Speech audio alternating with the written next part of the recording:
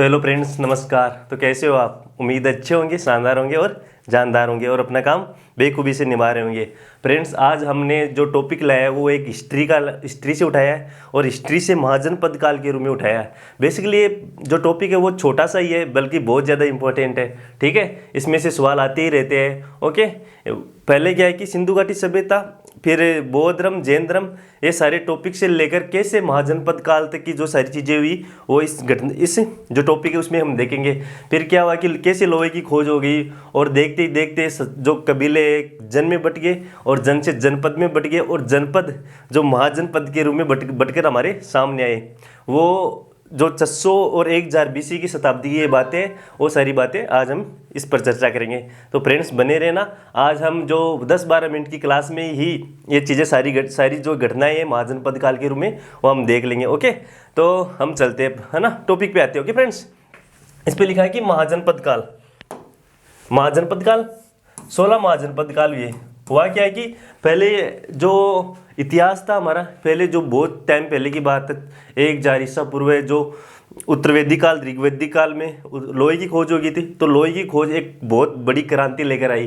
ठीक है, पहले क्या हुआ करते थे कि कबीले हुआ करते थे, छोटे छोटे कबीले हुआ करते थे आपस में, वो आपस में मिलजुल कर रहा करते थे। फिर ये कबीले जन के रूप में बट गए, फिर धीरे धीरे ये जनपद हो गए, फिर आपस में ये बहुत बड़े महाजनपद हो गए। ऐसे महाजनपद तो बेसिकली 100 से भी ज़्यादा महाजनपद हुए, लेकिन जो हम पढ़ेंगे वो इम्पोर्टेंट ही है।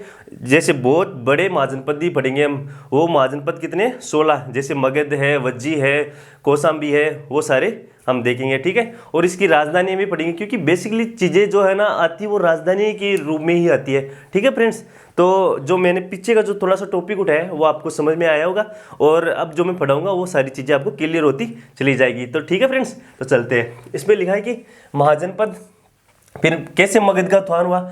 मगध 16 महाजनपद काल में मगध ही लड़ाई साम दाम दंड भेद करके मगध ही सामने आया और मगध ही जो मगध के राजा है वही मतलब शासन करेंगे अब। ठीक है फ्रेंड्स, तो ये हम पढ़ेंगे कि मगध का उत्थान, फिर धार्मिक क्रांति में हमने पीछे क्लास में बौद्ध धर्म भी पढ़ा था और जैन धर्म भी पढ़ा था।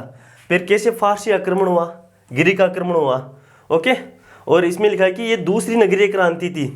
ठीक है, दूसरी नगरीय क्रांति थी। पहले की जो क्रांति हुई थी वो लोहे की क्रांति हो गई थी। लोहे की क्रांति हुई तो लोग अब जो भाला, तलवारें, चाकू उससे लड़ने लगे। पहले क्या पत्थरों से लड़ाई लड़ते थे, जो क्या होती थी कि अनिर्णायक होती थी, लड़ाई होती थी पर निर्णायक नहीं होती थी, अनिर्णायक हुआ करती थी। अब क्या हुआ कि लोहे की खोज होगी तो निर्णायक होगी, तो ये वो पहली क्रांति थी। जब लेकिन दूसरी नगरीय क्रांति हुई तो महाजनपद काल के रूप में हुई। ठीक है, और ये महाजनपद काल हमें महाभारत काल से हमें देखने को मिलता है, जिसमें से हम देखते कि अंगुत्तर निकाय जो बौद्ध साहित्य उसमें से ये इंगित है। खुद्ध निकाय बौद्ध साहित्य में से भगवती सूत्र जो जैन साहित्य का पार्ट है उसमें इंगित है। ठीक है, आगे चलते हैं। अब देखो ये मैप बना, ये भारत पहले का है। ठीक है, लेकिन अब का भारत का है, सॉरी, ये पहले भारत तो जैसे अफगानिस्तान है, भूटान है, वो सारी अटक से लेकर कटक तक सारा पूरा हिंदुस्तान एक ही हुआ करता था। जब यूनानी हम पर आक्रमण करने आए थे तो सिंधु नदी के कारण हमें वो इंडस करके बोलते थे और इंडस के कारण ही हमें हिंदू नाम से बोला करते थे। वो आगे हम वो सारी चीज़ें हम भी नेक्स्ट क्लास में देखेंगे। ठीक है फ्रेंड्स, तो आज तो हम इस पर जो महाजनपद काल है इसको ही निपटा लेंगे। ठीक है, जो महाजनपद काल है, एक तो कुरु जो हरियाणा में आता है, पंचाल, कौशाल, मल्ल, कांसी, मगध, ये मगध इसी के बारे में पढ़ेंगे। ठीक है, ज़्यादातर वज्जी, अंग राज करने वाला, अशक, अवंती, चेदी जो शिशुपाल है। महाभारत में हम देखते हैं कि भगवान कृष्ण को वो 99 गालियाँ देता है, लेकिन वो कुछ भी नहीं बोलते, पर वो 100 गालियाँ देता है तो उसको दरले से उड़ा देते हैं। ठीक है, कौन? कृष्ण भगवान। तो ये मैप आप देख लेना, हम ये PDF आपको प्रोवाइड करा देंगे। और फ्रेंड्स आप प्लीज़ इस क्लास को ज़्यादा से ज़्यादा शेयर करना। ओके, हम और भी आपके लिए बेहतरीन से बेहतरीन चीज़ें लेकर आएंगे।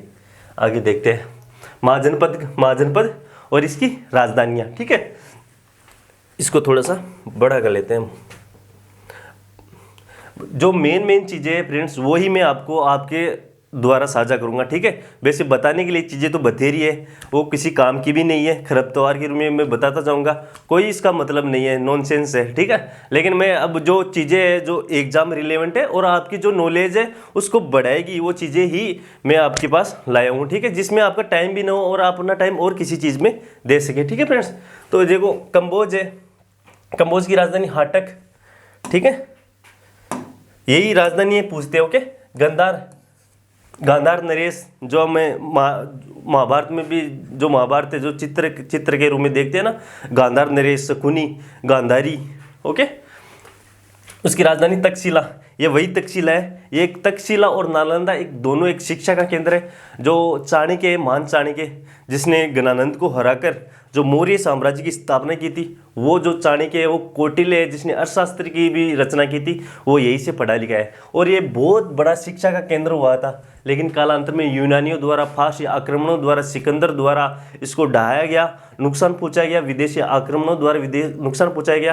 कहते हैं कि जब इसमें आक्रमण किया गया तो उसमें कम से कम 2, 3, 4, 5 लाखों किताबें जलकर राख हो गई थी जब यूनानियों ने इस पर आक्रमण किया था। एक ढेर सारी एक लाइब्रेरी के रूम में ये बिखर कर जो तहस नहस बरबरा के गिर चुका था। ये तक्षशिला जो एक शिक्षा का केंद्र है और इसकी गांधार तक्षशिला राजधानी है कुरु, कुरु जो हरियाणा में आता है, ठीक है, और इसकी राजधानी इंद्रप्रस्थ, और ये इंद्रप्रस्थ दिल्ली है, और दिल्ली जिसे हस्तिनापुर के नाम से भी जानते हैं हम, पितामह भीष्म जो हस्तिनापुर से ही बिलोंग करते थे, ठीक है। पांचाल, पांचाल नरेश द्रौपदी, वही से अहिच्छत्रपुर, अहिच्छत्रपुर हमारे जो राजस्थान है उस नागौर का भी नाम अहिच्छत्रपुर ही है, ठीक है। और देखो अहिच्छत्रपुर एक काम्पिले, ये 2 राजधानियां हैं। 2 राजधानियां क्यों है? क्योंकि बीच में से एक नदी बहा करती थी, तो ऊपर वाली राजधानी है, नगर है, वो अहिच्छत्रपुर है, और जो दक्षिण है वो क्या है? काम्पिले है, ठीक है। फिर मल की राजधानी कुशीनगर, एक दूसरी है पावा, लेकिन आप कुशीनगर ही कोई देख लेना, ठीक है। वज्जी वैशाली और विदेही, जब भगवान राम अपनी पत्नी को वैदेही बुलाते थे, वैदेही कौन थी? वैदेही सीता थी, ठीक है, क्योंकि वैदेही एक नगर है और सीता वही से बिलोंग करती थी। ओके फ्रेंड्स, फिर अंगराजकरण हम पढ़ते हैं महाभारत में। अंगराजकरण का तो महाभारत में बहुत बड़ा स्थान है, अंगराजकरण, है ना।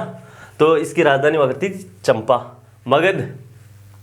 मगध की राजधानी गिरिवज या राजगिर या पाटलिपुत्र। और ये इन सारों 16 में से महाजनपद काल तो बहुत सारे हुए जैसे कि मैंने पहले बताया, लेकिन मगध के बारे में हम पढ़ेंगे क्योंकि मगध ही लास्ट में जो सबसे बड़ा जो साम्राज्य विस्तार करता है वो मगध ही करता है। ओके, तो हम मगध के बारे में पढ़ेंगे।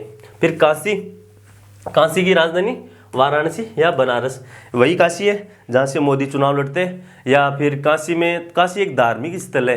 काशी से बहुत सारी चीज़ें बिलोंग करती है, चाहे वो आध्यात्मिक रूप से हो, राजनीतिक रूप से हो, आर्थिक रूप से हो।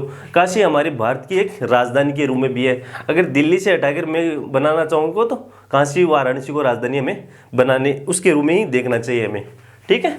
फिर वत्स की राजधानी कौशाम्बी। चेदी का जो शिशुपाल वध राजा हुआ करता था, उसकी जो राजधानी है शक्तिमती।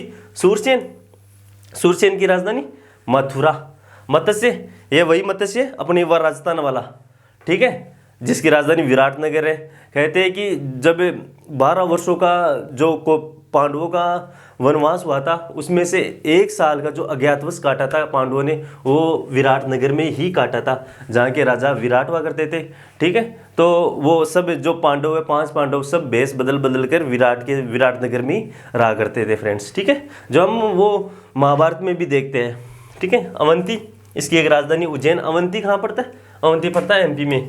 मत्स्य, ये अपने राजस्थान में पड़ता है। सबसे ज़्यादा जो महाजनपद काल है वो UP से और बिहार से। ओके, कौशल जो भगवान राम वही से बिलोंग करते हैं, कौशल से ही, और इसकी राजधानी है श्रावस्ती और दूसरी राजधानी है साकेत। ये 2 राजधानी इसलिए कि मैंने बताया कि बीच में से जो नदियाँ बहती थी तो उत्तर की राजधानी तो श्रावस्ती होगी और नीचे की राजधानी साकेत होगी, ठीक है। फिर इनमें से हम मगध के बारे में पढ़ेंगे, ठीक है। ज़्यादातर पढ़ने के बारे में तो हम सारी चीज़ों के बारे में पढ़ लेंगे, लेकिन वो कोई मतलब की नहीं है, आपको टाइम वेस्ट हो जाएगा। इसलिए मैं तुरंत आपको केवल मगध के बारे में पढ़ाऊंगा और मगध के बारे में ही प्रश्न पूछते हैं और मगध को ही पढ़ना हमें चाहिए भी मगध को ही है। ओके, फिर मगध का उत्थान क्यों हुआ, इस पर लिखा है कि भौगोलिक कारण। ठीक है, भौगोलिक क्या कारण थे कि फलदार उपजाऊ भूमि थी वहाँ, तो इसलिए लोग वहाँ बसना चाहते थे, इसलिए मगध का उत्थान हुआ। फलस्वरूप इन जो महाजनपद है इनमें ऐसी स्थिति नहीं रही होगी, तो इसका उत्थान नहीं हुआ होगा। और नदियों का बहाव का क्षेत्र अच्छा था, नदियों, फिर आगे देखते हैं कि फिर इसमें क्या, खनिज की दृष्टि से भी मगध एक अच्छा हुआ करता था। मैंने बोला था कि लोहे की खोज हो गई थी, तो बड़ी मात्रा में लोहा मगध में निकला। फलस्वरूप क्या हुआ कि मगध का उत्थान दर प्रतिदिन होता रहा। ठीक है, आगे देखते हैं। इस पे केवल फिर हर्यक वंश आ गया, इस पे केवल भौगोलिक कारण ही है।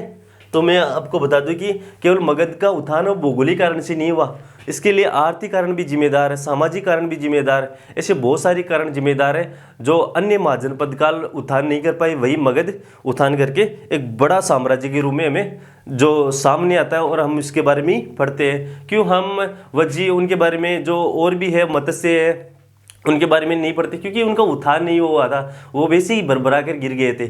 ठीक है, और इसमें क्या कि हर्यक वंशीय हाथी है, वन क्षेत्र जंगल से हाथी पाए जाते थे।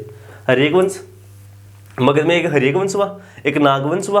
ओके, एक फिर लास्ट में जो गणानंद है नंद वंश का, उसको हराते, वो हम इसमें देख लेंगे। ओके, इस पर लिखा कि हर्यक वंश, इसका राजा हुआ करता था बिंबिसार। बात है 545-412 ईसा पूर्व की। श्रोणिक नाम से प्रसिद्ध था, ये पहला साम्राज्यवादी शासक था। इसने क्या किया कि एक तो बिंबिसार है फ्रेंड्स, अब इसमें दिख नहीं रहा होगा, क्या आपको दिख नहीं रहा होगा? थोड़ा सा मैं इसको बड़ा करता हूँ। अब देखो, पहला साम्राज्यवादी शासक था ये, कौन? बिंबिसार। मैं बता रहा था कि बिंबिसार एक बिंदुसार है। बिंदुसार है वो मौर्य साम्राज्य का राजा है, वही बिंबिसार कहाँ का? हर्यक वंश का राजा है। हर्यक वंश मगध का एक साम्राज्य है, वहीं से एक वंश निकल कर आया, उस वंश का नाम है हर्यक वंश, और इसका पहला राजा है बिंबिसार। और ये सारा राजा अपने पिता को मारकर ही गद्दी प्राप्त करते थे, जिसे इस वंश को हम पितृहंता के नाम से भी जानते हैं। ठीक है, ये पहला साम्राज्यवादी शासक था। क्यों? क्योंकि उसने अपने साम्राज्यवाद को बढ़ाया। मैंने बताया था कि पहले कबीले बटे हुए थे छोटे छोटे, फिर जन हुए, जनपद हुए, फिर महाजनपद हुए, आपस में लड़ाई हुआ करती थी। तो अब यह क्या होने लगा कि जैसे लोहे की खोज हुई तो युद्ध निर्णायक होने लगे। जैसे ही निर्णायक होने लगे तो चीज़ें विस्तारवादी, एक राजा दूसरे जो साम्राज्य उनको हड़पना चाहते थे और अपना साम्राज्य बड़ा करना चाहते थे। तो इसने जो बिंबिसार है, इसने न केवल जो लड़ाइयों से अपने साम्राज्य का विस्तार किया, बल्कि इसने बहुत सारी ऐसे बताते हैं कि इसने 100 शादियाँ की थी और अपने जो साम्राज्य है उनका विस्तार किया था। ओके, उन्होंने वजानी संघ की राजकुमारी चेलना से विवाह किया। लिच्छवी राजकुमारी चेटे की बहन है। इसने कौशल की राजकुमारी कौशला देवी से विवाह किया, जो प्रसेनजीत की बहन थी। उन्होंने मध्य प्रदेश की राजधानी खेमा देवी से विवाह किया। ये जो इम्पोर्टेंट है, इसने बहुत सारी शादियाँ की थी अपने साम्राज्य को विस्तार देने के लिए। उन्होंने अंग प्रदेश को जीत लिया। अंग प्रदेश वही अंग प्रदेश है कर्णवाला, अंगराज कर्णवाला, जिसकी राजधानी मैंने बताया चंपा है। उन्होंने अपने वफादार चिकित्सक जीवक को प्रद्योत के दरबार में उज्जैन भेजा जब प्रद्योत बीमार था। उनके पुत्र अजातशत्रु ने मार डाला, और अजातशत्रु इस वंश का पितृहंता कहते हैं। अजातशत्रु नहीं बल्कि जो और भी नेक्स्ट राजा आएंगे वो भी अपने जो गद्दी प्राप्त करते हैं अपने पिता को मारकर ही प्राप्त करते हैं। ठीक है, ये पुरानी एक विधा रही इन लोगों की। फिर हम आगे देखते हैं इसमें अजातशत्रु के बारे में। तो मैं थोड़ा सा इसे रब कर देता हूँ चीज़ों को। अजातशत्रु ये कुणिक नाम से प्रसिद्ध था। इसने काशी पर अधिकार कर लिया। काशी, मैंने बताया ना, काशी की राजधानी वाराणसी। उन्होंने प्रसेनजीत की बेटी वजीरा से शादी की। प्रसेनजीत हमें जैन धर्म में पढ़ा था, जिसने जैन धर्म का अनुयायी था। ये प्रसेनजीत एक राजा है, प्रसेनजीत उदयन, हमने जैन धर्म वाले भी जो टॉपिक लाया था उसमें पढ़ा था। ओके, वो आप देख लेना है ना। उन्होंने अपनी मंत्री वत्सकार को वज्ज संघ में फूट डालने के लिए भेजा।